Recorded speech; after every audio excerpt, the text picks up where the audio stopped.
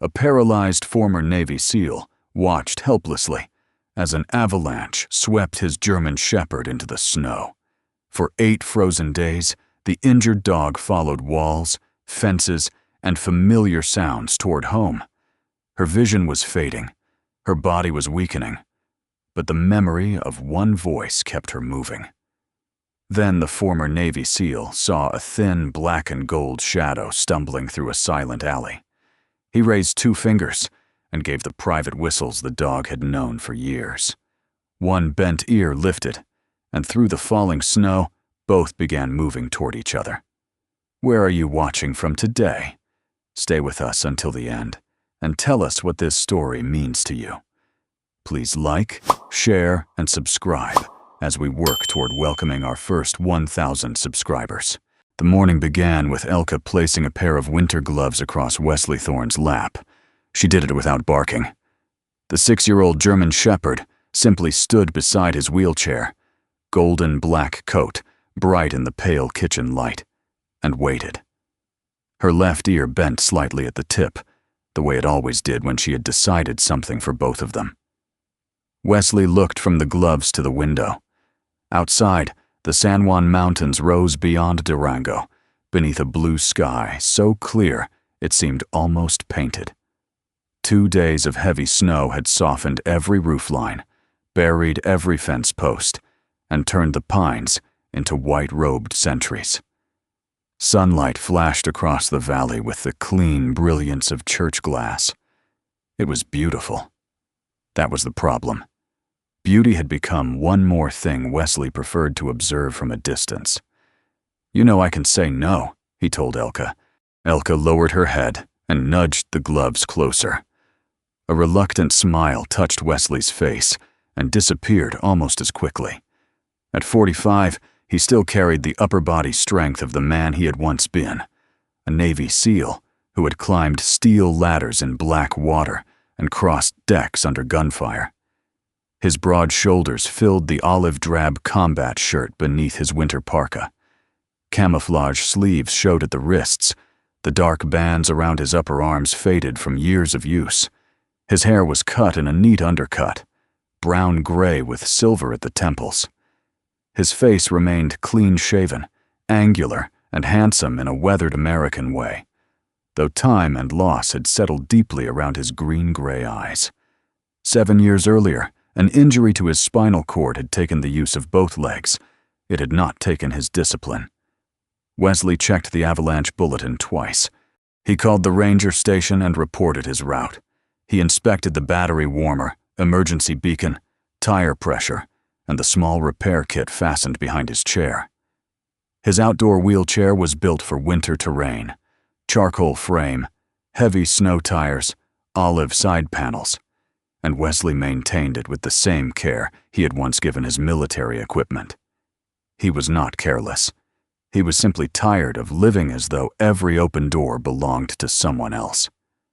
By 8:30, Wesley and Elka were moving along an adaptive winter trail in La Plata Canyon. The packed route followed the lower edge of the valley, far beneath the steepest slopes. The air smelled of pine resin and cold stone. Snow crystals lifted beneath Elka's paws as she trotted beside him, her black saddle marking uneven across her back, one side dipping lower over the shoulder. Every few minutes, Elka turned to check his face. "I'm still here," Wesley said. Her amber eyes held his for a moment before she moved ahead again. The canyon was brighter than he remembered. Wesley had spent months avoiding places like this, not because the trail was inaccessible, but because accessibility often came with witnesses, strangers rushing to open doors, well-meaning hands reaching for his wheelchair without asking, voices praising him for being brave when all he had done was enter a building. Elka never praised him. She simply expected him to keep moving. Near a bend in the trail, 3 figures stood beside a shallow snow pit. One of them straightened when he recognized Wesley. Owen Kessler was 50, lean and wind-burned, with a short blonde gray beard and a blue knit cap pulled low over untidy hair. A waterproof orange notebook was tucked into his jacket, and a pencil rested behind his right ear. He worked for the county avalanche program and coordinated a volunteer search and rescue team when weather turned bad. "Didn't expect to see you out here," Owen called. "That makes two of us," Wesley replied. Owen smiled, but his eyes moved briefly to the slope above them. Two technicians continued examining the layers inside the pit. "Lower route is still open," Owen said. "Surface is warming faster than forecast, though. I'd turn around at the timber marker." Wesley glanced at the sunlight spreading across the western face. "I read the report." "I know you did." There was no insult in Owen's voice, which somehow made Wesley more defensive. Owen had invited him more than once to adaptive recreation meetings and veterans gatherings. Wesley had declined every invitation. He told himself he disliked groups. The truer answer was that he disliked being seen among men whose bodies still obeyed them. "We won't go past the marker," Wesley said. Elka stepped closer to his wheel, watching Owen. Owen nodded. "Radio if anything changes." Wesley touched 2 fingers to the controls and moved on. For another 15 minutes, the morning remained peaceful. Then the snow began to speak. At first it sounded like water shifting beneath ice, a low, buried complaint. Elka stopped so suddenly that Wesley nearly passed her. Her ears rose. Her body became still. "Elka!" She turned toward the slope. A deep crack rolled across the canyon. Wesley looked up. A pale line split the wind-loaded snow above the trail. For one suspended second, nothing moved. Then the mountain released. The first slide was not a towering wall. It was smaller, faster, and more deceptive. A heavy sheet of wet snow breaking loose between the trees. It swept downward with a growing roar, carrying loose branches and powder across the lower trail. Wesley drove hard toward the inside edge. His left tire dropped into soft snow. The motor whined. The chair twisted but did not move. "Elka, back!" She did not retreat. Elka spun toward him, seized the emergency pull strap fixed to the side of the chair, and leaned with all her strength. Her paws dug trenches into the snow. Wesley forced the right wheel forward, while the left wheel fought for traction. The chair turned inches, then more. The first wave crossed the trail behind him, filling the place where his chair had been only moments earlier. Wesley barely had time to breathe. A second crack sounded higher up. Owen shouted from behind them, "Wesley, move!" Another section of snow broke through the trees. Elka released the strap and leaped toward him. The slide struck the outer edge of the trail. Snow surged between them. Wesley saw Elka's amber eyes, the honey-colored patch on her chest, and the bent tip of her left ear. Then the ground beneath her gave way. "Elka!" She disappeared over the edge into a drainage hollow below. Wesley drove forward, but the front tires hit newly deposited snow. The chair bucked and stopped. "Elka!" A branch snapped beneath the slope. Then came a bark, faint, strained, alive. Wesley's heart slammed against his ribs. "I hear you!" she shouted. "Stay! Elka, stay!" He forced the controls forward again. The tires spun, throwing snow against his legs. He could not feel the cold collecting on his boots. He could not feel the pressure of the foot straps. But he felt every useless turn of those wheels, as if the mountain were grinding its answer into him. Owen reached him from behind and locked both hands onto the chair frame. "Don't pull me back," Wesley snapped. "The shelf is still moving. She's down there. I know. Then let go." A tremor passed through the snow at the edge. A narrow section collapsed into the drainage, carrying broken limbs and loose powder after it. Owen pulled the chair backward. Wesley struck his hand away. "She answered me. And if that edge goes, you'll be on top of her." The words stopped him. Not because Owen had authority, because Owen was right. Wesley stared into the white hollow below. He could see only tangled spruce branches and drifting powder. "Elka," he called again. For several seconds, there was nothing. Then one more bark rose from beneath the trees, weaker than before. Wesley closed his eyes. He had spent 7 years telling himself that needing help was a kind of surrender. Now the one creature who had never treated him as broken was somewhere below, and Wesley could not reach her without trusting the hands behind him. "Get the team," he said. Owen was already speaking into his radio. Within 40 minutes, the lower trail became a controlled rescue site. County personnel arrived with probes, ropes, medical packs, and avalanche equipment.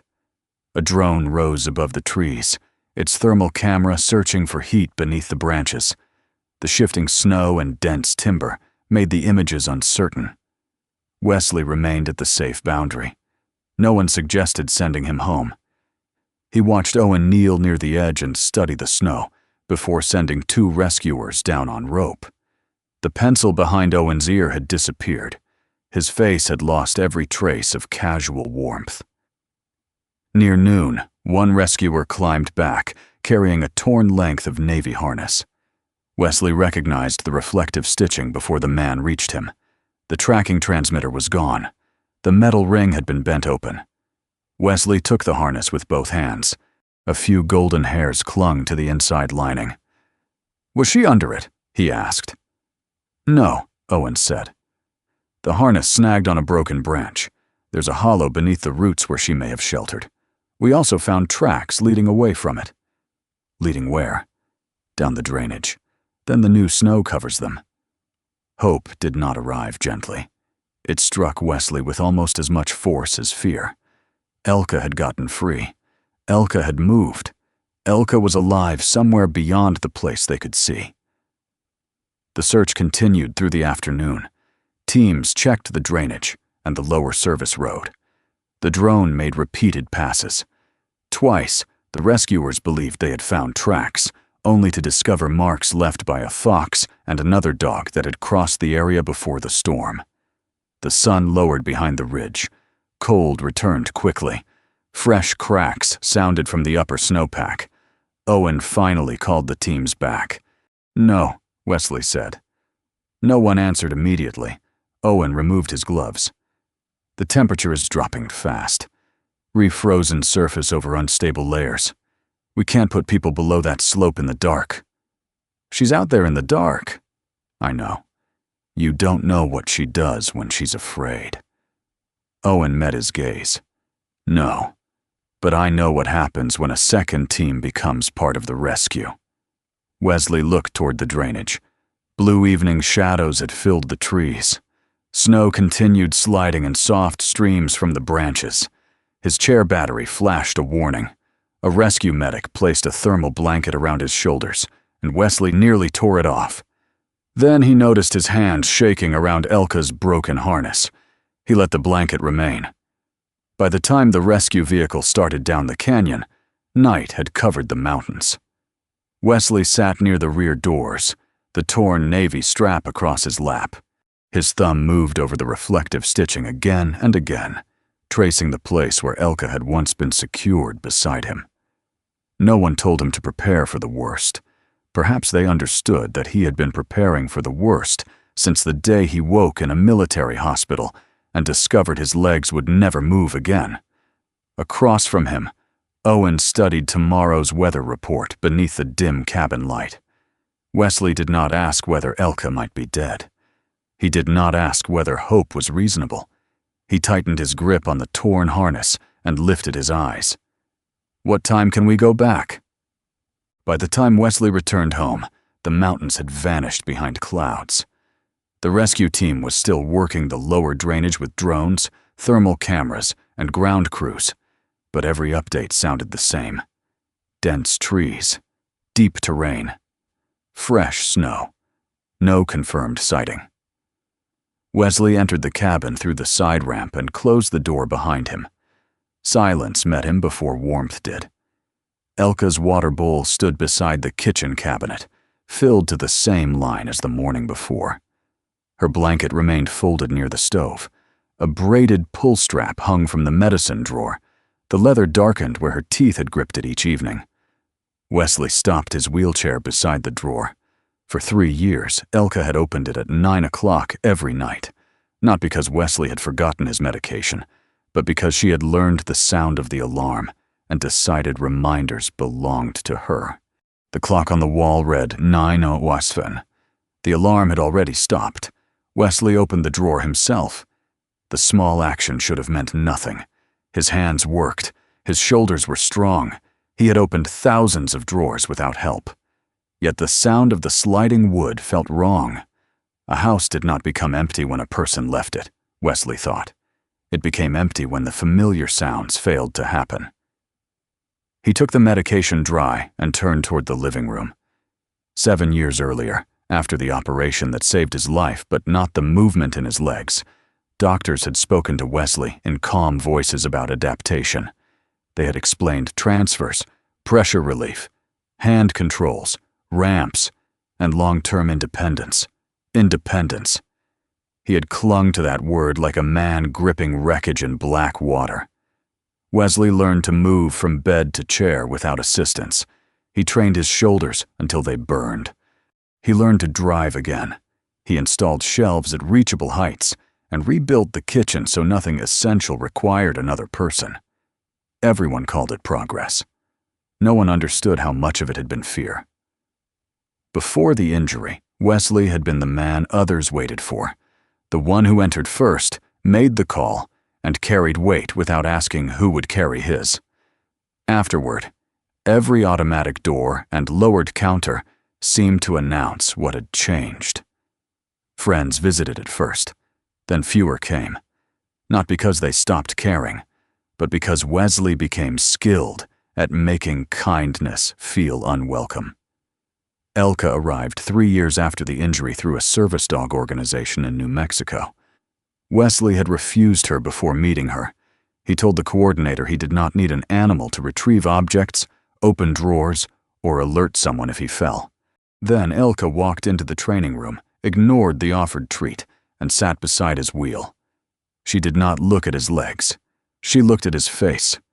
For nearly 20 minutes, she waited while he pretended not to notice her. When Wesley finally moved toward the door, she rose and followed without command. Elka never tried to make him feel capable. She simply treated capability as a fact.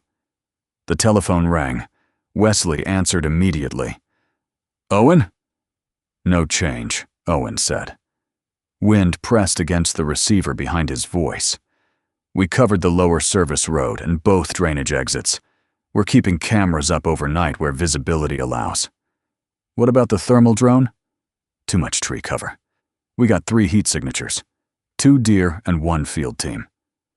Wesley closed his eyes. "We'll start again before first light," Owen continued. "Weather permitting." "Not permitting," Wesley said. "You start either way." A pause followed. "We start when I can bring everyone back safely." Wesley tightened his grip on the phone. Owen's voice softened but did not weaken. "I know what she means to you." "No, you know what she looks like." Wesley ended the call before Owen could answer. The silence returned. This time, it felt deserved. He spent the next hour searching online for private tracking companies. He found teams with scent dogs, snow machines, drones, and impressive photographs of rescued animals. Wesley wrote down numbers, calculated travel times, and prepared to pay whatever they asked. Money was clean. Money did not worry about him. Money did not remember who he used to be. Just before midnight, Wesley opened a blank document and typed, "Missing service dog." Below it, he added Elka's age, coloring, microchip number, and the location of the slide. He described the uneven black saddle marking across her back, the honey-colored patch on her chest, and the slight bend in her left ear. He did not type the words, "best friend." He did not type "family." Those words belonged to people who could ask for help without feeling diminished by it. Wesley printed 1 copy and left it beside the computer. He slept badly and woke before dawn to the sound of nothing scratching at his bedroom door. On the second morning, someone knocked 3 times and entered before Wesley answered. Nora Whitcomb appeared in the hallway carrying a paper bag and a gust of cold air. She was 56, broad-shouldered, with red-brown hair streaked with silver and tied low at her neck. Reading glasses rested on top of her head. Blue printer's ink marked 2 fingers of her right hand. She owned a small print shop near downtown Durango and lived 2 houses away. Nora had never learned the neighborly art of pretending not to notice suffering.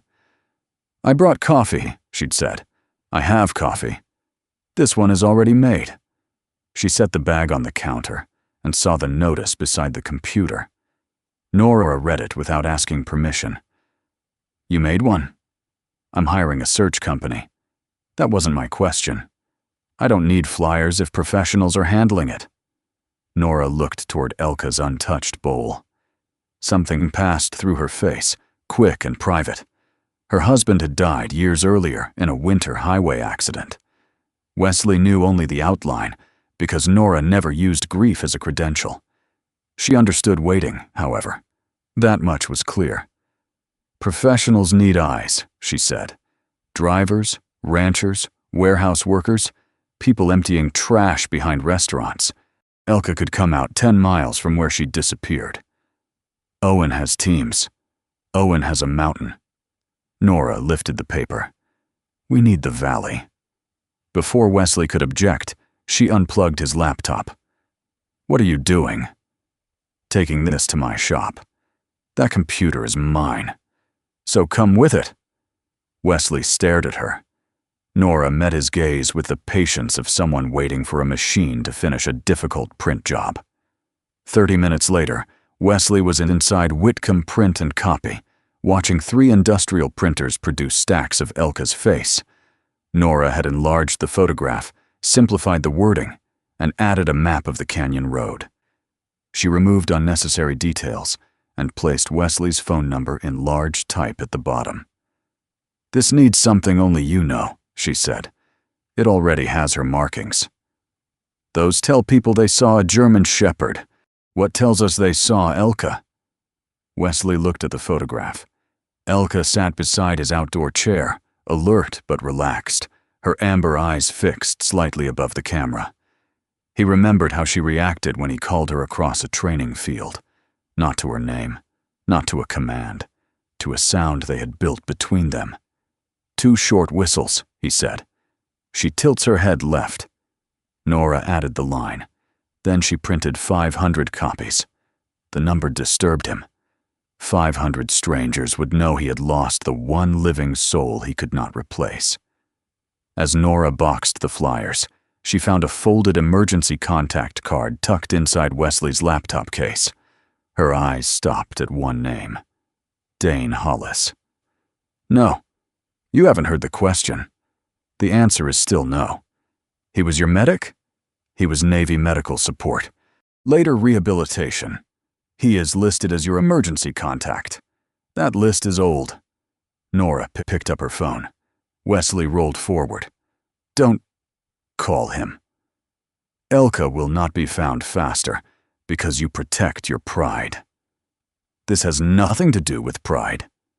Nora glanced at the wheelchair, then at the perfectly organized tools attached behind it. "It has everything to do with pride." She made the call. Dane arrived late that afternoon in a brown winter parka carrying a metal toolbox.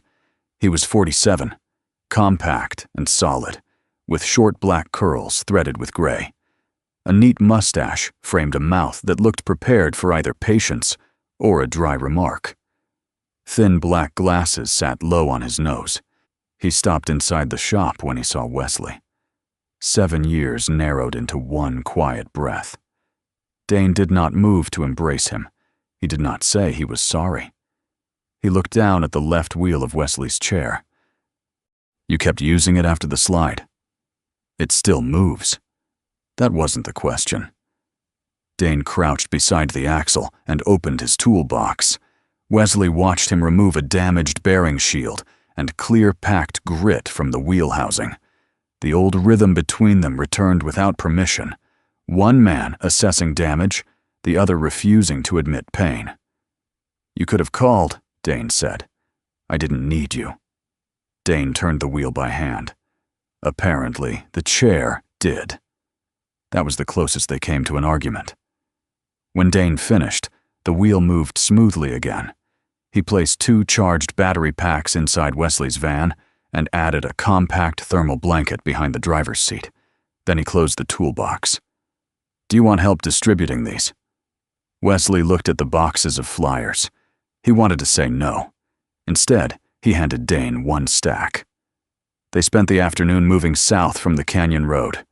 Gas stations, feed stores, repair garages, a diner near the highway, a warehouse office where the bulletin board hung too high for Wesley to reach.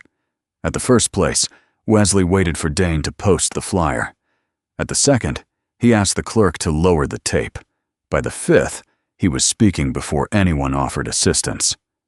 "My service dog is missing after the slide," he told a mechanic. "She may be injured. She may avoid people. Call this number 4 approaching." The mechanic took 3 copies. At a diner, an older waitress taped Elka's photograph beside the cash register and promised to show the night shift drivers. At a fuel station, a man in a snowplow jacket studied the map and marked 2 abandoned sheds where an animal might find shelter. No one praised Wesley for leaving his house. No one touched his wheelchair. No one looked away from him either. By dusk, only 1 flyer remained. Wesley entered the local radio station while Dane waited beside the van. Inside the lobby, a bulletin board displayed storm closures, church suppers, equipment sales, and community notices. Wesley placed Elka's flyer at eye level. "May I see that?" The voice came from behind him. Lena Ortiz stood near the studio door, holding a recorder and a cup of tea. She was a slender woman in her early 40s, with dark, bobbed hair and 1 natural silver streak near her right temple. A small pendant shaped like a sound wave rested against her cream blouse. She read the notice carefully. Her attention settled on the line about the 2 whistles. "You're Wesley Thorne," he nodded. "I'm Lena Ortiz. I host the morning broadcast." "I know. We reach ranches all the way past Hesperus, and most of the county road crews listen before sunrise." Wesley looked toward the dark window. Beyond it, snow had begun falling again in small, quiet flakes. Lena did not offer sympathy. She did not ask him to tell a tragic story. She only held out the flyer and said, "Are you willing to call her name where thousands of people can hear you?" Wesley agreed to 2 minutes. No music beneath his voice. No sentimental introduction. No questions about the Navy, the wheelchair, or the day the mountain gave way. 2 minutes to describe Elka. That was the arrangement. Lena Ortiz led him through the radio station just before sunrise. Beyond the studio glass, Durango was still dark, its streets lined with snowbanks glowing beneath amber lamps. Lena wore a burgundy cardigan over a cream blouse, and the silver streak at her right temple caught the red light above the studio door. She adjusted the microphone toward Wesley, then removed the sheet of questions she had prepared. "You won't need those?" he asked. "I know what your flyer says. That's what I came to read." Lena settled into the chair across from him. "People remember facts. They act when the facts mean something." Wesley glanced toward the clock. 2 minutes. 2 minutes, she promised. The light turned green. Lena gave the road conditions first, her voice warm and steady enough to make even closures sound manageable. Then she spoke Wesley's name and described Elka as a missing service dog, separated from her owner during a snowslide in La Plata Canyon. She did not call Wesley a hero. She did not call Elka a miracle. She simply said, "Wesley, tell us what people should look for." He read from the flyer. "Female German Shepherd, 6 years old. Black and golden coat. Black saddle marking lower on the right shoulder. Honey-colored patch on the chest. Left ear bends slightly at the tip. She may have only a faded navy collar. Her harness was torn away during the slide." His voice was controlled, almost official. Lena waited until he finished. Then she asked, "What does Elka mean to you?" Wesley looked up. That wasn't part of the agreement. You still have 40 seconds. He could have ended the interview. He could have repeated the phone number and rolled away. Instead, he stared through the studio glass at the dim shape of the mountains beyond town. Somewhere beyond those ridges, Elka might be cold, hurt, and listening for a familiar sound. She is the only living creature, Wesley said slowly, who stayed beside me without ever acting as though I had become less than I was. Lena did not interrupt. Wesley's hands tightened around the paper. She never tried to make me feel brave. She never looked at the chair before she looked at me. She just expected me to keep going. The clock reached 0. Lena let the silence remain for one breath longer. Then she leaned toward the microphone. If you see Elka, don't chase her. Note the time and location, and call the number we are about to repeat. By 7:30, the first reports arrived. A rancher west of the canyon had seen a dark dog near a hayshed before dawn. A snowplow driver reported tracks crossing a service road. A delivery driver believed he had seen a German shepherd behind a closed motel. 2 warehouse workers called about barking near a loading dock. Most of the reports led nowhere. The dog at the motel belonged to a mechanic. The tracks near the service road were too small. The barking behind the warehouse came from a blue heeler locked inside a truck cab. Still, the telephone kept ringing. By noon, Nora had cleared an entire wall inside Whitcomb Print and Copy. She covered it with a large county map, then placed a folding table beneath it for notebooks, radios, and coffee. Lena sent confirmed information from the station. Owen arrived with avalanche maps and marked dangerous slopes in red pencil. Wesley positioned his wheelchair at the center of the room. He began dividing the region into search areas. The same mind that had once compared tide, darkness, fuel, and distance now tracked wind direction, drainage lines, sheltered structures, and road access. He separated confirmed sightings from uncertain ones. He noted where snow had fallen hardest and where an injured dog might find water. Sector 4 needs another pass, he said. The lower drainage connects with the old logging road. Owen studied the map. Not until tomorrow. The east face is still unstable. Then send people from below.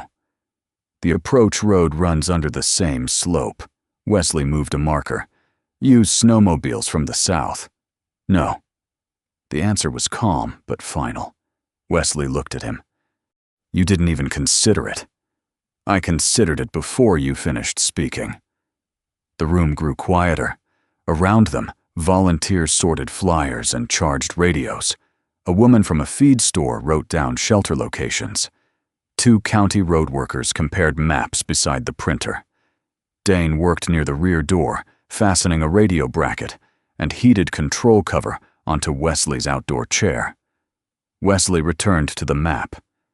Then Sector 6, send 2 people to check the culverts. They already went. When? 40 minutes ago. Why wasn't I told? Owen's eyes held his. Because you were speaking to the radio station, the sheriff's office, and 3 different search teams at the same time. I need every update. You need enough information to make useful decisions. I decide what is useful. Owen said nothing. That silence felt like resistance. During the next 2 days, the search grew beyond anything Wesley had expected. Ranchers checked sheds. Drivers watched road shoulders. Maintenance workers left notes about open buildings and culverts. A drone team surveyed the lower valley when weather allowed. Dane joined the accessible routes, checking under bridges and behind service buildings. He never asked Wesley how he was holding up. He returned with coordinates, battery readings, and practical observations. At night, Nora turned off half the shop lights, but Wesley remained beneath the map. Every pin seemed to represent a possibility. Every hour, without a confirmed sighting, felt like a door closing. He called teams before their scheduled check-ins. He questioned reports that did not fit his predicted route. When one group found tracks heading north, Wesley dismissed them before Owen could examine the photographs. Elka wouldn't go north, Wesley said. She might if weather pushed her there, Owen replied. She knows the southern road. She was thrown into a drainage and may be injured. She knows the road. Owen placed the photographs on the table. Knowing Elka does not mean knowing every choice she will make while frightened. The words struck harder than Wesley expected. He turned back to the wall. Open Sector 4 tomorrow morning. No, Wesley faced him. We have already lost 3 days. And I will not lose a volunteer to prove we are trying hard enough. You think this is about proving something? I think you are asking people to enter unstable terrain because waiting feels unbearable. A few volunteers lowered their eyes. Wesley's voice hardened. You have shut down every route that matters. I have shut down every route that could bury someone. Elka is already out there, and she will not be helped by another rescue operation. Wesley struck the armrest of his chair. You gave up on that slope the first night. The room went still. Owen's face did not change, but something in his eyes closed. He folded the map in his hand and placed it on the table. I will return when you are ready to work with the search team instead of commanding one. He walked out. 2 county volunteers followed after a moment. Then a rancher removed his gloves from the heater and quietly left through the front door. The bell above the entrance rang 3 times. Each sound seemed louder than the last. Wesley remained beneath the map. He told himself they were tired. He told himself Owen was offended because someone had challenged him. He told himself they would return by morning. Nora stood at the opposite side of the room, arms folded over her ink-stained apron. What? Wesley demanded. She pointed toward the tables. Wet gloves lay beside half-empty cups. Handwritten reports covered the surface. Someone had brought soup in a slow cooker. Another person had left spare flashlights, labeled by battery life. A road worker had drawn 3 possible shelter routes during his lunch break. These people are not under your command, Nora said. I know that. No, you know the words. You do not know what they mean. Wesley looked back at the map. They are missing things. They are human. Elka does not have time for people to be human. Nora's expression softened, but her voice did not. They came because you asked. I never asked most of them. You spoke into a microphone and told the truth. That was the asking. Wesley felt a pressure in his chest that had nothing to do with fear for Elka. For years, he had believed people stayed away because they could not accept what he had become. Yet the room around him held evidence of another possibility. Perhaps they had stayed away because he had taught them to. He looked at the red marks Owen had drawn across the dangerous terrain. They were not barriers placed between Wesley and Elka. They were the boundaries of responsibility. On missions, Wesley had trusted specialists to understand what he did not. Medics, pilots, navigators, explosive technicians. A team survived because no one man pretended to own every answer. Yet here, with Elka missing, he had tried to carry everything himself. Not because he was strongest, because helplessness frightened him more than failure. Dane closed his toolbox near the back wall. You knew I was wrong, Wesley said. Dane adjusted his glasses. You were not in the mood to hear it. That never stopped you before. No. But this time, you needed to see the room empty. Wesley looked at the vacant chairs. There was no cruelty in Dane's answer. Only truth. The next morning, Wesley asked Lena for 60 seconds on the air. She gave him 3 minutes. He did not discuss Elka's markings or repeat the phone number. He spoke to the people who had searched roads, sheds, culverts, and fields. I treated your help as something I was entitled to direct, he said. It was not. You offered it freely, and I answered generosity with orders. His voice nearly failed, but he continued. I am sorry. Then he called Owen. The search coordinator returned to Nora's shop before noon. Snow clung to his boots and the shoulders of his technical jacket. The orange notebook was back in his hand. Wesley met him beside the map. "I will keep reviewing sightings and route patterns," Wesley said. "You make every safety decision. No argument in front of the teams." Owen considered him. "No argument at all?" "Not in front of the teams." A faint smile touched Owen's face. "That is probably the best agreement we are going to get." They shook hands. By afternoon, the chairs had filled again. The rancher returned with 2 more people. The county volunteers brought updated road maps. Someone replaced the cold coffee. The slow cooker was plugged in again. No grand speech welcomed them. No one called Wesley brave. They simply picked up their gloves, checked their radios, and returned to the sections of road they had chosen to hold. Wesley sat beneath the growing map and listened as one voice after another reported in. For the first time since Elka disappeared, the sound did not make him feel powerless. It reminded him that no single person had to hold the entire road. The video arrived on the 6th morning. A county maintenance worker named Ray Barlow carried it into Nora's print shop on an old tablet wrapped in a clear plastic bag. He was a broad man in a reflective road jacket, his beard still white with frost, and he held the device with the careful seriousness of someone carrying evidence from a wreck. "I don't know if it's your dog," he said, "but I didn't want to wait." Every conversation in the shop stopped. Wesley moved his wheelchair away from the map wall. Owen stepped beside him. Lena lowered the telephone receiver without finishing the call. Ray set the tablet on the folding table. "The camera is mounted near the South Service Road," he explained. "Solar unit. Mostly there to monitor drifting and illegal dumping. It recorded this yesterday at 5:42 p.m. He pressed play. The image was grainy and blue with evening light. A stone retaining wall ran along one side of the frame. Wind moved loose snow across the road in thin silver ribbons. For 3 seconds, nothing happened. Then a German shepherd entered from the left. The dog was thinner than Elka had been 6 days earlier. Snow clung to the fur beneath her belly and along the backs of her legs. She walked close to the wall, her shoulder nearly brushing the stone. Wesley leaned forward. The dog placed her left front paw first. Her tail curved downward, then slightly inward near the tip. The black saddle marking dropped lower over the right shoulder. "Elka," Wesley said. No one asked if he was certain. On the screen, Elka stopped before a fallen log. She stood there longer than she should have. Then she stepped forward and struck the side of it with her foreleg. Her body recoiled. She turned her head, searching. A maintenance truck passed beyond the camera's range. Its headlights swept across the snow. Elka did not react.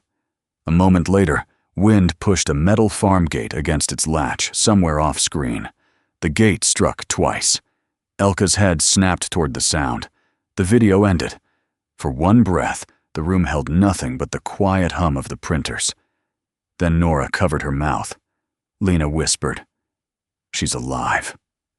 The words moved through the room like warmth entering a frozen house. Wesley watched the video again. And again. By the 4th viewing, the first rush of relief had given way to something colder. "She didn't see the log," he said. Owen nodded slowly. "Or she saw it too late." "She didn't turn toward the headlights." Ray removed his cap. "I thought the same thing." Wesley replayed the final seconds. The truck's light washed across the road. Elka remained still. Only the sound of the gate moved her. Hope had opened the door. Fear stepped through behind it. Lena called Mesa Pines Veterinary Center. Less than an hour later, Dr. Tessa Langford arrived carrying a weatherproof medical bag and wearing a dark teal jacket over black veterinary scrubs. She was 48, strong through the shoulders, with chestnut hair cut short at the nape and gray beginning to show near the temples. Her gray-blue eyes were steady without being cold.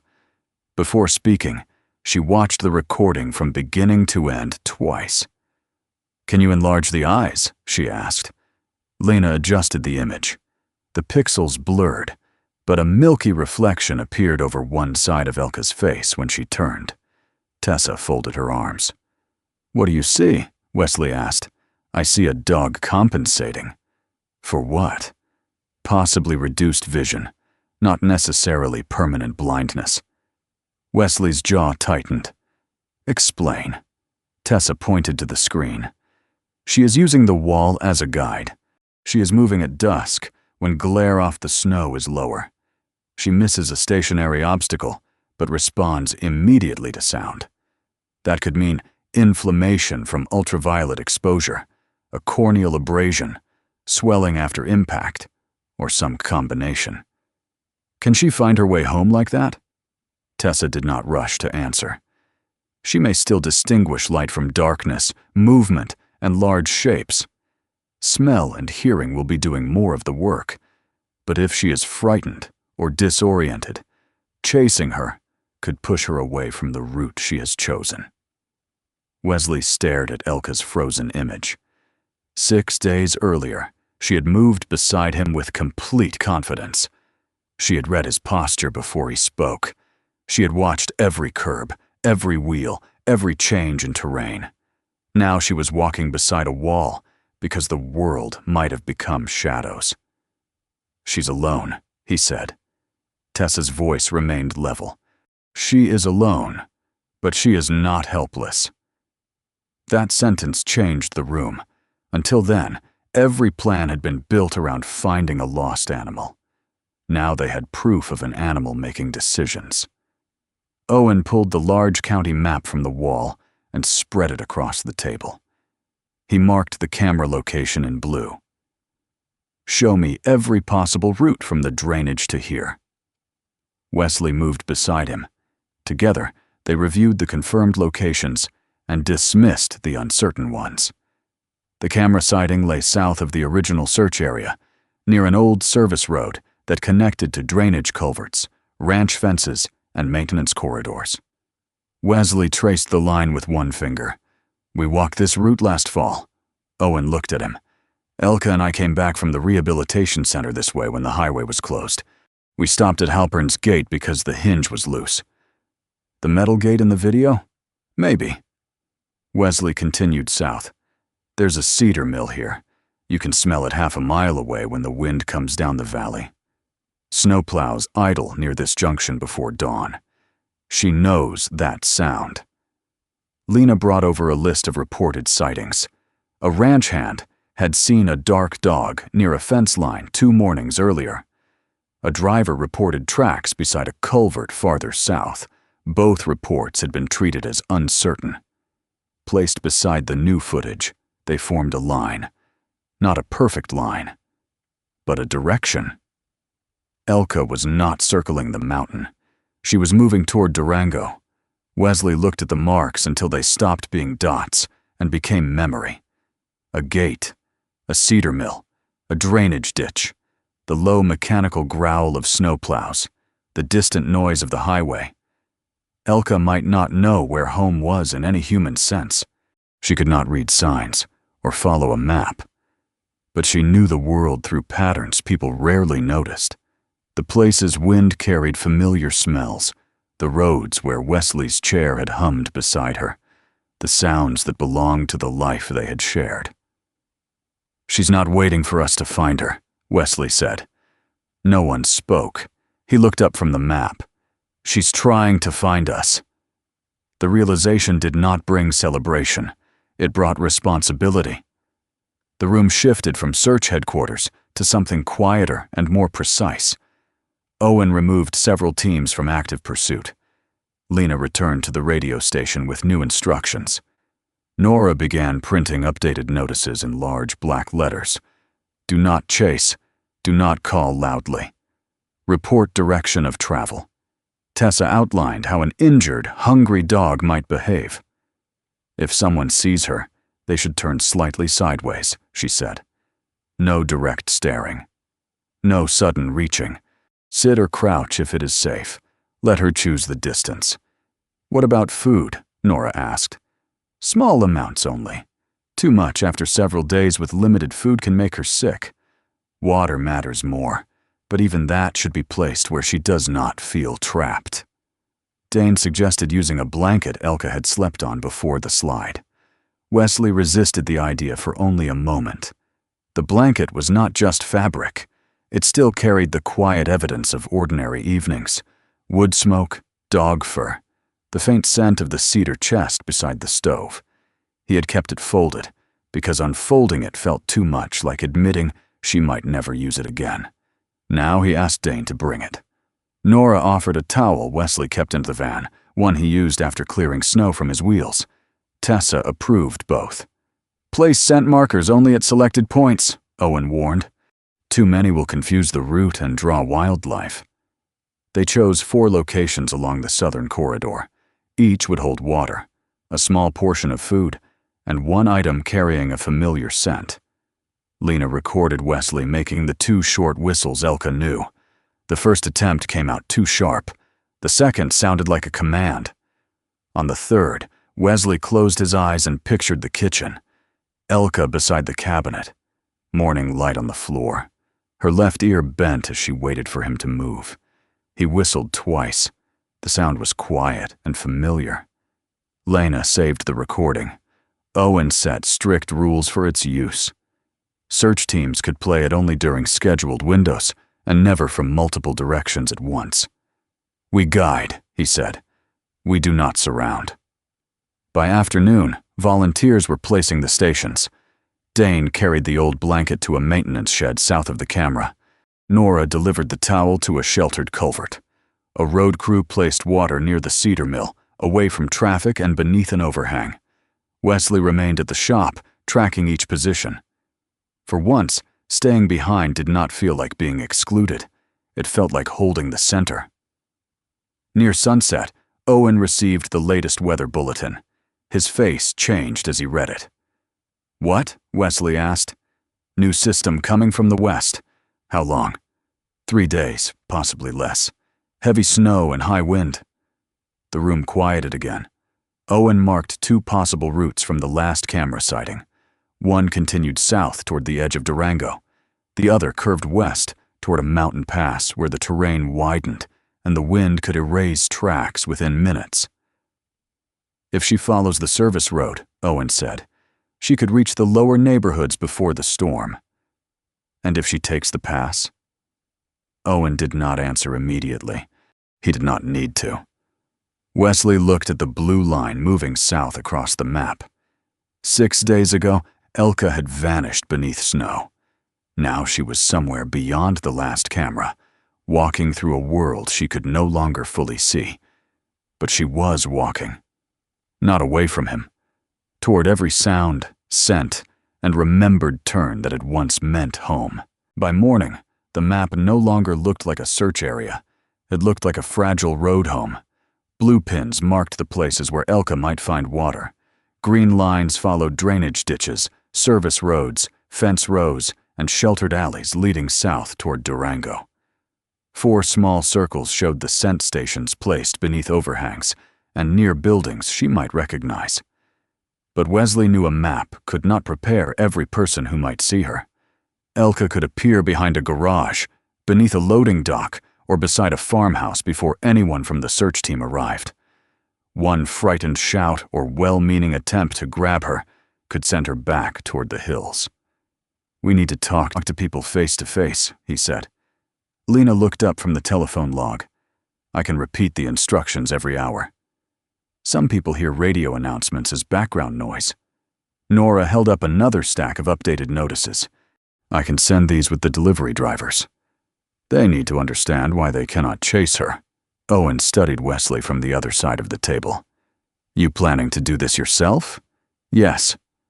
The answer came without hesitation. Dane closed the toolbox beside Wesley's outdoor chair.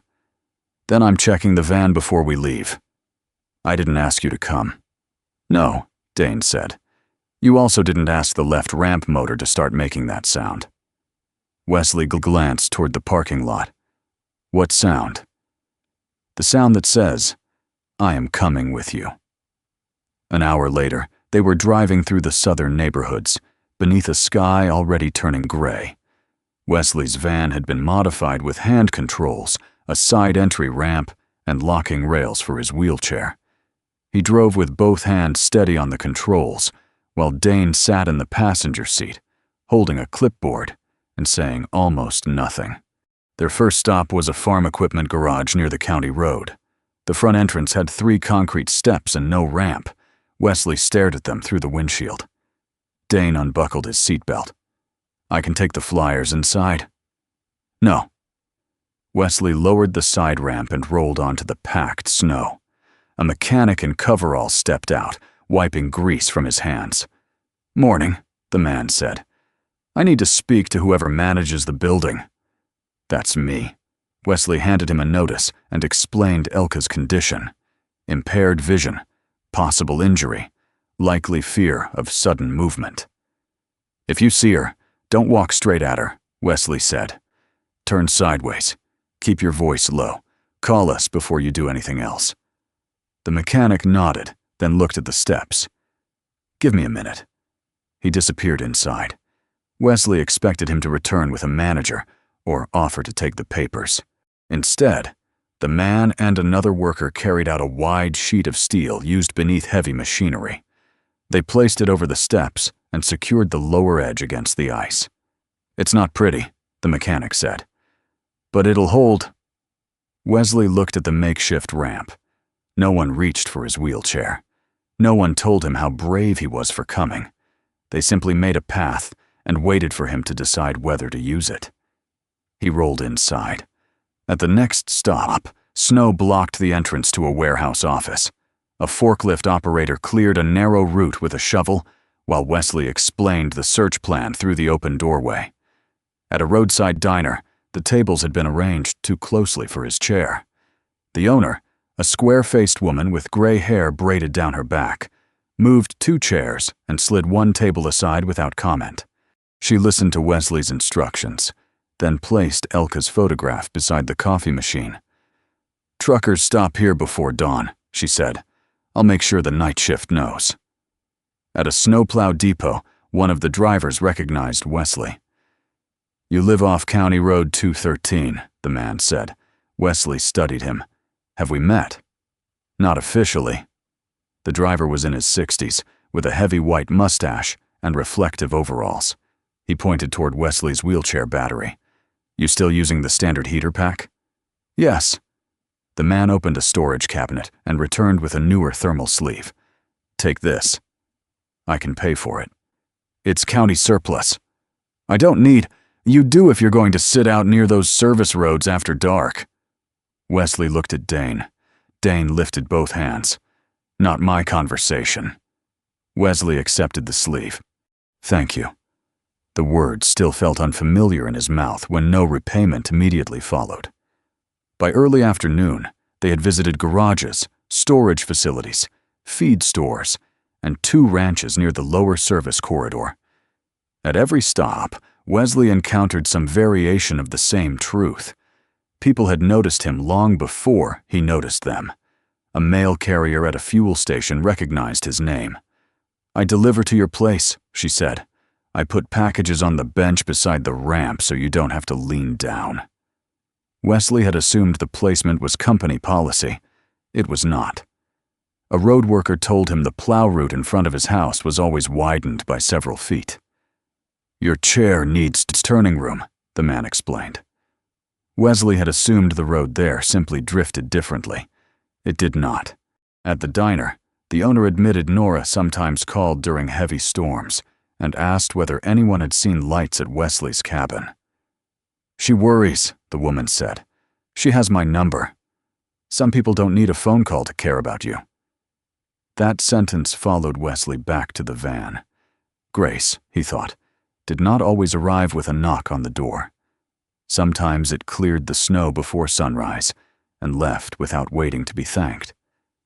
They drove in silence for several miles. The sky had darkened. Snow clouds gathered over the western ridge, flattening the afternoon light. Dane studied the road ahead. "You thought everyone was watching you," he said. Wesley kept his eyes on the windshield. "People watch a man in a wheelchair." "Sometimes." "Most times." "Maybe." but that isn't the same as judging him. Wesley tightened his grip on the hand control. Dane continued. After the hospital, you stopped answering calls. Then you stopped opening the door. You told everyone you needed space. I did. How much? Wesley did not answer. Dane turned toward him. His black-framed glasses had slipped slightly down his nose, and fatigue showed beneath his warm brown eyes. We believed you, Dane said. That was the mistake. You were supposed to ignore what I said. We didn't know whether leaving you alone was respect or cowardice. Wesley's jaw shifted. He had imagined his old friends discussing him in lowered voices, uncertain how to speak to a man whose life had narrowed to ramps and hand controls. He had never considered that they might have stayed away because he had made every attempt to enter feel like a trespass. I didn't want you to see me like this, Wesley said. Dane did not pretend not to understand. Like what? Needing a chair. You think that is what I would have seen? You saw me before. Yes. Then you know the difference. Dane was quiet for a long moment. The chair changes how you cross a room, he finally said. It does not change the value of the man who enters it. Wesley looked through the windshield at the snow beginning to gather along the roadside. That sounds rehearsed. I had 7 years. A short laugh escaped Wesley before he could stop it. It was not joy, but it was close enough to remind him that something inside him had not died. By dusk, the community had formed what Owen called a quiet corridor. No one used the word trap. This was the opposite of one. Adult volunteers were assigned to safe sections stretching from the lower hills toward Durango. Each person held only a small portion of the route. Some watched cameras. Others checked water stations from a distance. Road crews monitored culverts and sheltered lots. No one honked. No one swept headlights across open snow. No one played Wesley's whistle recording except during the agreed windows. If Elka entered the corridor, the people there would not surround her. They would give her room to choose home. Wesley returned to Nora's shop and sat beneath the map while reports came in. South Shed clear. No movement at the cedar mill. Water station 2 untouched. Camera 3 shows a fox. Each message was brief and disciplined. Wesley no longer interrupted with new orders. When he saw a possible adjustment, he spoke first to Owen. Sometimes Owen agreed. Sometimes he did not. The search continued. Near 10 o'clock, snow began tapping against the shop windows. At first, the flakes were small. Within an hour, they thickened. The roads beyond town started disappearing beneath white. Owen listened to a weather update over the radio, then removed his blue cap and pressed a hand over his hair. Wind is increasing along the western approach, he said. Visibility is dropping faster than expected. Wesley looked at the map. We still have 2 hours before the main front reaches us. Not in the lower corridor. Keep the camera teams. They stay. Everyone outside comes in. Wesley felt the old resistance rise. Elka might be close. She might be moving while they were discussing weather. A volunteer could be standing only a quarter mile from her without knowing. Owen waited. The room waited with him. This was not the mountain trail. No one had to pull Wesley backward. No one had to force his hand away from the controls. The decision belonged to him now. Not whether the search stopped, but whether he had truly learned to trust the people beside him. Wesley looked at the snowfall beyond the glass. Then he nodded. Bring them in. Owen lifted the radio. One by one, the teams acknowledged the order. No one argued. No one stayed behind to prove devotion. They checked out safely, turned off unnecessary lights, and left the cameras watching the silent corridor. By midnight, the shop had emptied. Nora packed the remaining papers into a box and took Wesley's van keys. I can drive. So can I. You have been awake for nearly 20 hours. So have you. Yes, but I am more pleasant when exhausted. Wesley did not have the strength to dispute that. Nora drove him home through thickening snow. The van moved slowly between banks of white, its headlights kept low to avoid glare. Wesley sat behind the passenger seat, looking through the side window toward alleys, fences, and darkened buildings. Every shadow carried possibility. Every empty road felt like a missed chance. Elka could be miles away, or she could be near enough to hear a familiar engine. Wesley rested one hand on the folded blanket beside him, the second blanket from Elka's bed, the one he had refused to use as a scent marker. For most of his life, action had been his answer to fear. Tonight, action meant going home. It meant trusting the cameras, trusting Owen, trusting the people who had taken responsibility for small stretches of road. And perhaps trusting that the God who saw sparrows fall could still see one tired dog moving through the snow. Wesley watched the white streets pass beyond the glass. For the first time, waiting did not feel like surrender. It felt like placing something precious into hands larger than his own. Snow erased the town 1 block at a time. Nora drove slowly through the southern edge of Durango, the van's headlights lowered against the white glare. The main road had been cleared once, but fresh snow was already gathering in the tire tracks. Storefronts had gone dark.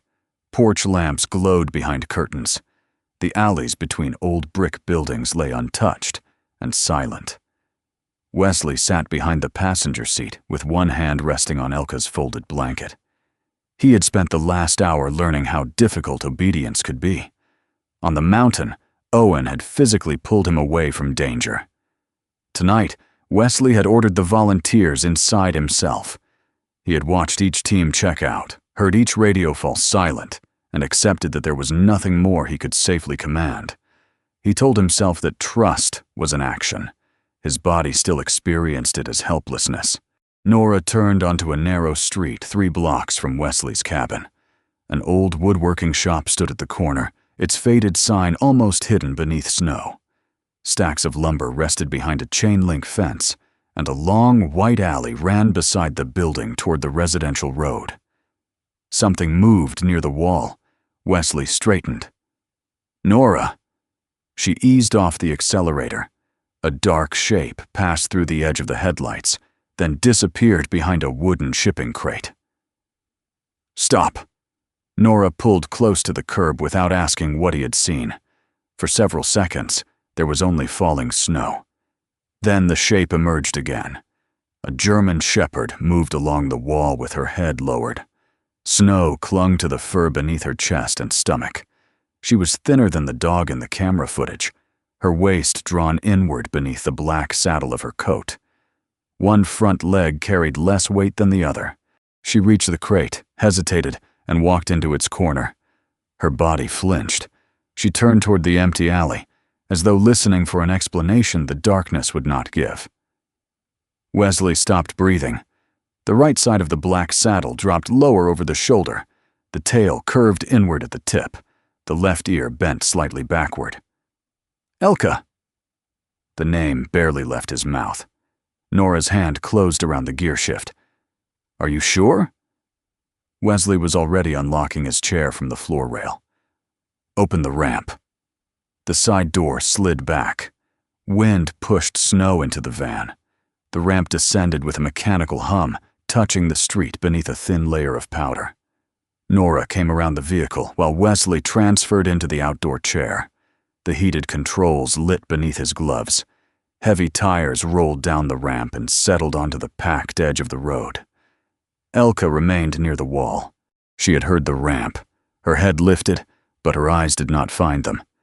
Up close, Wesley could see the cloudy cast across her gaze. Her face turned slightly past him, toward the echo of the motor rather than its source. Nora stood behind his chair. Tell me what to do. Stay back. She nodded. Wesley moved into the alley. The snow there was deeper. His tires bit through the soft upper layer, but each turn came slowly. He stopped 20 yards from Elka. Calling loudly might frighten her. Approaching too quickly could send her away. For 8 days, every instinct in Wesley had demanded movement. Search farther, send more people, open another road. Now finding her required stillness. He lifted 2 fingers to his lips. The first whistle crossed the alley. The second followed. Elka froze. Her left ear twitched. Then her head tilted to the left. It wasn't dramatic. No sudden run. No triumphant bark. Only one familiar motion in a world that had become difficult to see. Wesley's vision blurred. "Elka," he said again. This time he used the voice from the kitchen, the quiet voice of ordinary mornings. The voice that had asked her to move away from the cabinet or wait beside the door. The voice she knew without urgency. Elka took 1 step. She stopped, her nose lifted, testing the air. Wesley moved the chair forward a few feet. The low electric motor made a soft, steady sound beneath him. Elka's ears turned toward it. "That's right," Wesley said. "You know that sound." She came another step closer. Her left front leg trembled when she placed weight on it. She corrected her balance and continued, following his voice and the motor rather than her eyes. Wesley pressed the control gently. The chair advanced.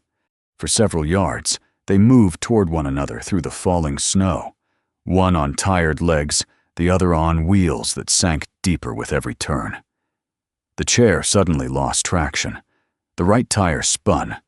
Wesley tried to reverse, but the wheel slipped sideways toward the wall.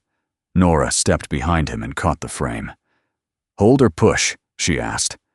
The words belonged to Dane, but Nora understood their meaning.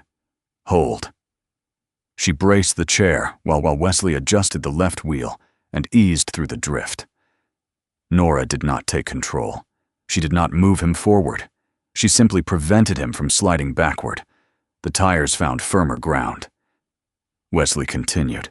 Elka heard the change in the motor and tried to quicken her pace. Her injured leg failed beneath her for half a second. She sank into the snow, rose again, and kept moving. "Easy," Wesley whispered. "You don't have to prove anything." Elka stopped less than 10 feet away. She could hear him. She could smell something now. Her nose moved rapidly. Her body trembled, no longer only from cold. Wesley removed one glove and held out his hand. The wind carried his scent down the alley. Elka stepped forward. 5 feet. 3. Then recognition reached her before touch did. Her tail moved once across the snow. Again. She gave a sound so low it was almost breath, half whine, half exhausted relief. Wesley leaned forward. Elka crossed the final distance and placed her head in his lap. The weight was lighter than he remembered. Her coat was damp and tangled. Snow melted beneath his bare palm as he touched the side of her face. He felt the ridge of her cheekbone, the trembling muscles beneath her neck, the familiar warmth behind her bent ear. Elka closed her eyes.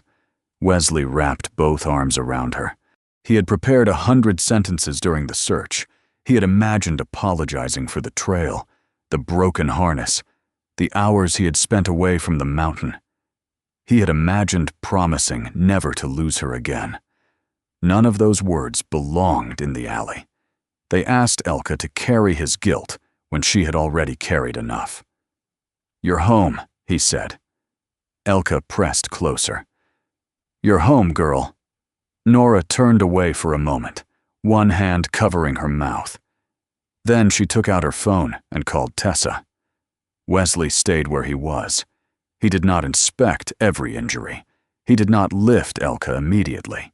He let her remain with her head in his lap while the snow gathered on both of them. The silence was no longer empty. It held 2 breaths. Nora retrieved the blanket from the van and spread it beside the wheelchair. With Wesley's guidance, they encouraged Elka to lie down without forcing her injured shoulder.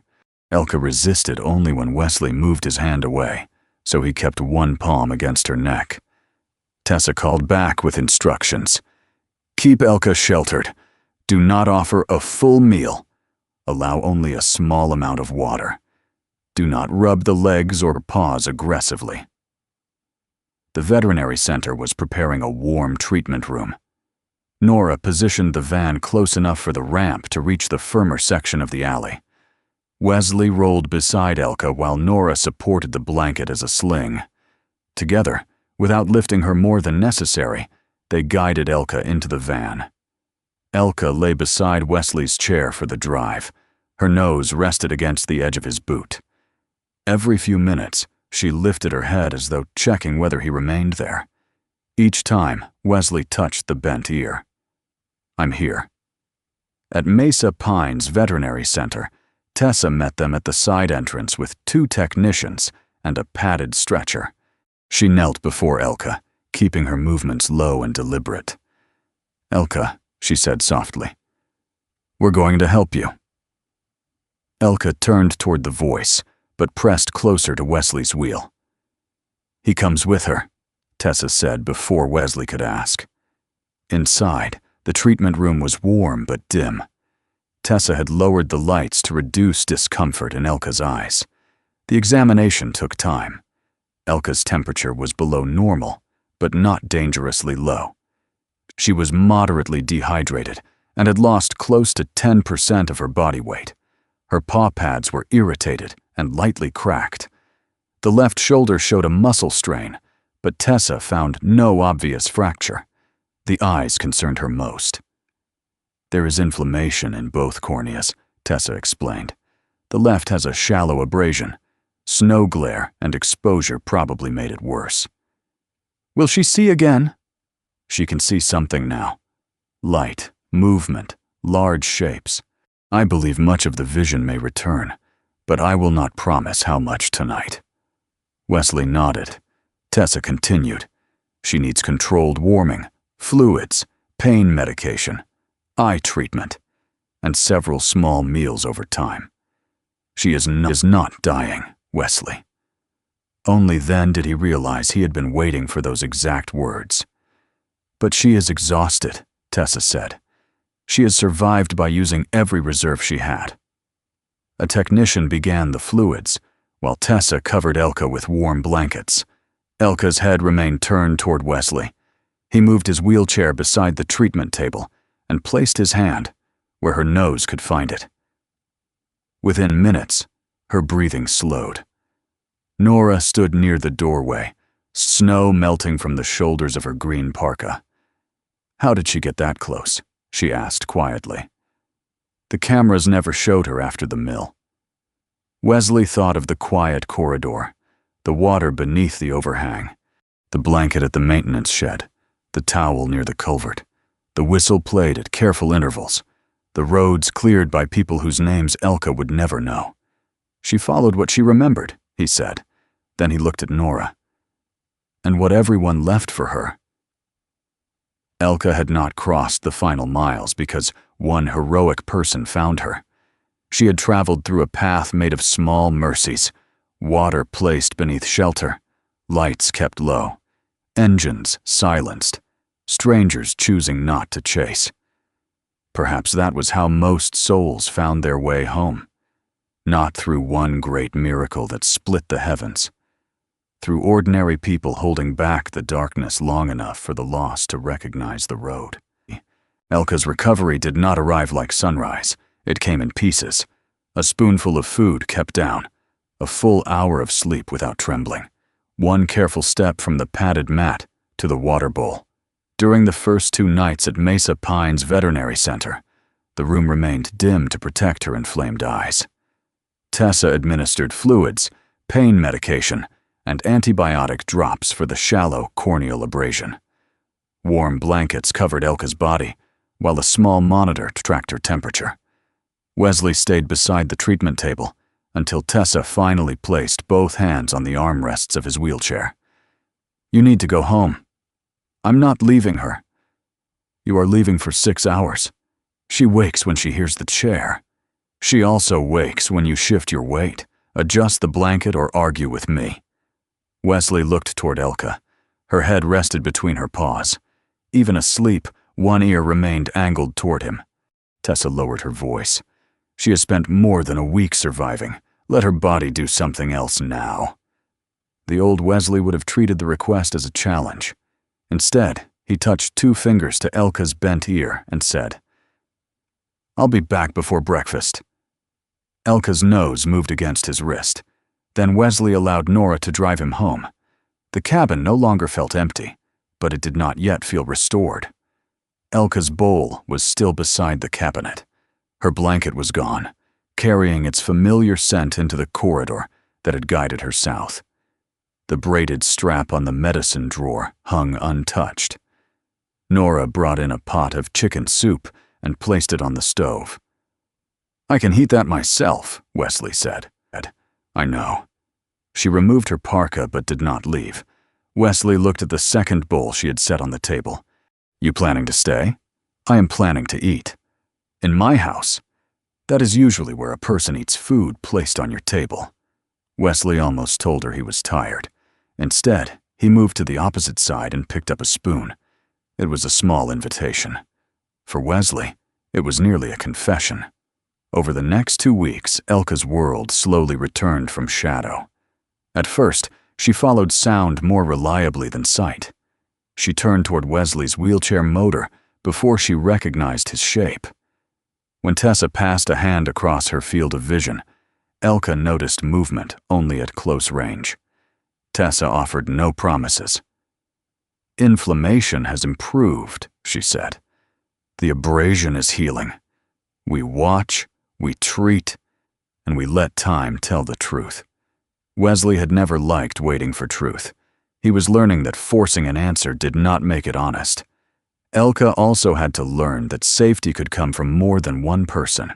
The first time Tessa tried to examine her left eye without Wesley beside the table, Elka pulled back and searched the room with her nose lifted. Wesley moved closer. Tessa held up one hand. "Stay where you are." Elka heard his chair and turned toward him. "You're all right," Wesley said. Tessa crouched until her face was level with Elka's. She did not reach immediately. She waited. After several long seconds, Elka lowered her head. Tessa completed the examination. A few days later, Nora offered Elka a small portion of food. Elka looked first toward Wesley. He gave no command, only a nod. Elka accepted the food from Nora's ink-stained hand. Dane's test came during rehabilitation. He laid a short, non-slip path across the clinic floor and stood at the far end. Elka had already walked it twice with Wesley beside her. This time, Dane held the leash loosely, while Wesley remained several feet away. Elka stopped after the first step. Dane did not pull. "Your choice," he said. Elka glanced toward the sound of Wesley's chair. Wesley felt the urge to move closer. He stayed still. Elka took another step, then another. When she reached Dane, he did not celebrate loudly. He only scratched the fur beneath her collar and said, "That'll do." Wesley turned his face away before anyone could see how deeply the moment affected him.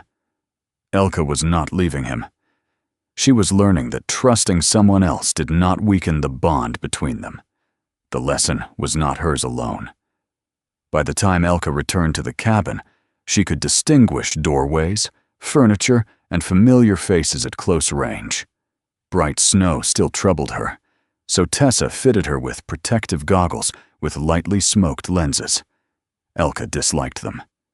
She pawed at the frame, shook her head, and gave Wesley a look of unmistakable accusation. "You've worn worse equipment," Wesley told her. Elka sneezed. Nora laughed from the kitchen. The sound remained in the cabin longer than Wesley expected. Weeks passed. Elka's shoulder strengthened through short exercises. The clipped fur over the injured area began to grow back. Her appetite returned, and the hollow line beneath her ribs gradually disappeared. Wesley improved less visibly. He still objected when strangers touched his chair without asking. He still hated narrow doorways, steep thresholds, and the automatic softness that entered some voices when people noticed his legs. But he no longer confused every offered hand with pity. When Dane asked to service the outdoor chair, Wesley gave him the keys without inspecting the toolbox first. When Nora arrived with groceries, Wesley asked whether she wanted coffee. When Owen called with a weather advisory, Wesley listened without challenging every conclusion. None of these acts looked heroic. That was why they mattered. One Saturday morning, Wesley opened the garage door. A folding table stood inside beneath a map of the county. Nora had printed a simple list with names, telephone numbers, medical needs, and emergency contacts. Lena had announced the idea on the morning broadcast. Owen provided official storm warnings and safe travel guidance. Dane checked backup batteries for people using wheelchairs, oxygen equipment, or powered medical devices. Tessa prepared a one-page guide for protecting animals during severe cold. They called it Snowline Check-In. The first list contained 9 names. Most lived alone beyond the main plow roads. One man used a walker and could not clear his porch. A retired nurse depended on an oxygen concentrator. A widower on the western road had no family nearby and often forgot to charge his phone. There was no charity logo, no photographer, no ceremony. At 8 o'clock, Wesley began making calls. "Morning, Mr. Talley. Snowline check-in. Power still on?" He recorded the answer. "Medication for 2 more days?" Another mark. "Plow reached your driveway?"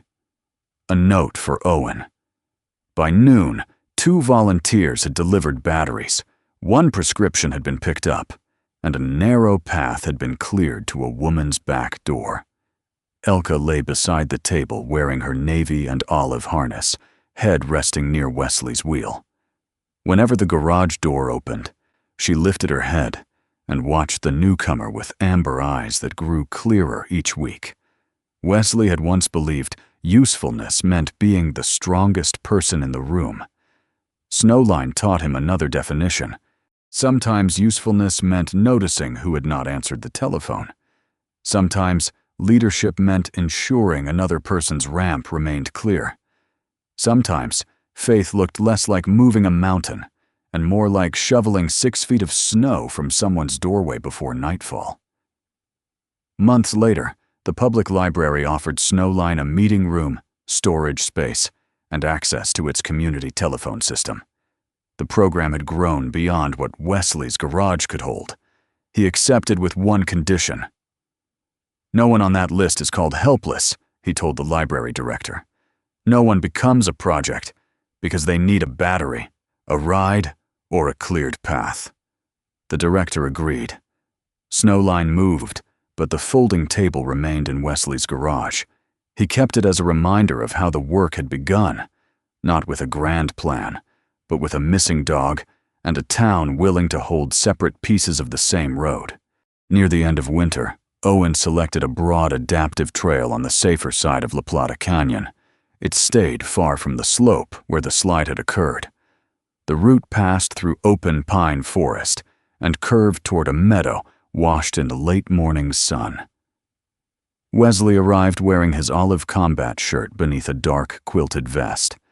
Elka stood beside the outdoor chair in her new harness and protective goggles.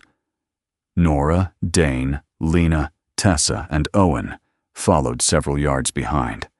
They were not there to supervise. They were there because Wesley had invited them. Elka began slowly. Her steps were steady, though she still turned her head away when sunlight flashed too brightly across the snow. Once, she stopped beside a pine and listened. Wesley's chair hummed behind her. Elka's bent ear turned toward the familiar sound. She continued. The group crossed the meadow without speeches. Wind moved through the branches. Somewhere far below, church bells carried faintly from the valley. Wesley looked at the people behind him, then at Elka moving beside his wheel. For years, he had treated dignity like a locked room.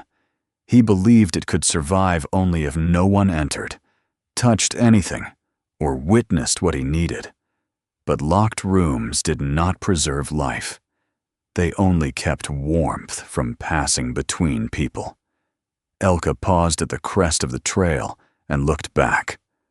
Through the smoked lenses, Wesley could still recognize the question in her posture. "Are you coming?" He tapped twice against the wheel rim. Elka faced forward. Together, they continued into the winter light. Wesley had not regained the life he once possessed. He had received something quieter and perhaps more enduring. A life in which strength could sit beside need. A life in which gratitude did not create debt. A life in which no one had to cross every mile alone. The mountain remained behind them, bright and solemn beneath the snow. But winter was no longer a closed door.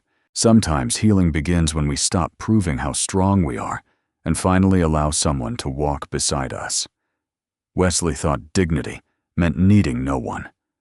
Elka taught him that grace often arrives through an open door, a cleared path, or a faithful heart that refuses to give up. Look closely at the people around you. Someone may be quietly holding part of your road, just as you may be holding part of theirs. Share in the comments what this story meant to you, and subscribe for more stories of loyalty, healing, and second chances. May God give you the courage to receive kindness, the wisdom to recognize it, and peace for every road still ahead.